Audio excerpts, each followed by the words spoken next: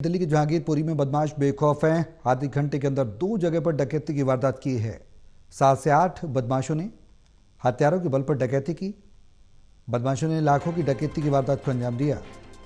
डकैती के बाद फिल्मी अंदाज में रफू चक्कर हुए बदमाश। डकैती के बाद का सीसीटीवी वायरल हुआ है।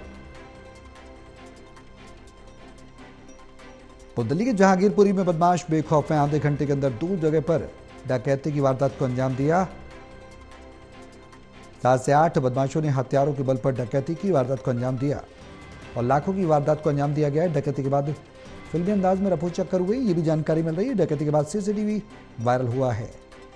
ज्यादा जानकारी के लिए दिल्ली से टोटल न्यूज के संवाददाता हर्षित हमारे साथ जुड़े हुए हैं, सीधे उनका रुख करेंगे। हर्षित, क्या कुछ जानकारी मिल पा रही है इस पूरी वारदात को लेकर, जो प्रकरण सामने आया है डकैती का, क्या जानकारी है?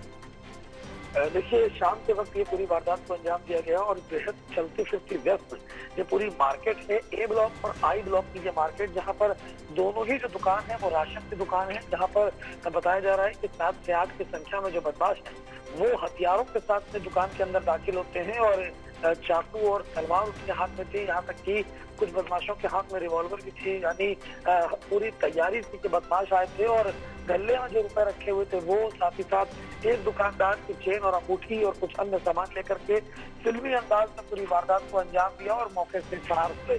उसके बाद से ही जो पूरी मार्केट है उसमें डर और दहशत का माहौल कहीं ना कहीं बना हुआ है, क्योंकि बेहद चलती फिरती व्यस्त ये पूरी मार्केट और करीबन 7 के आसपास का समय, शाम के वक्त जब लोग सबसे ज्यादा अपने घरों से बाहर होते हैं, मार्केट में भीड़ होती है, उस समय में इस वारदात को अंजाम दिया है। इसके बाद कहीं ना कहीं पूरे मार्केट में लोगों में, व्यापारियों में डर का माहौल बना हुआ है। जी, पुलिस क्या कर रही है हर्षित? पुलिस ने क्या कार्रवाई की इस घटना के बाद?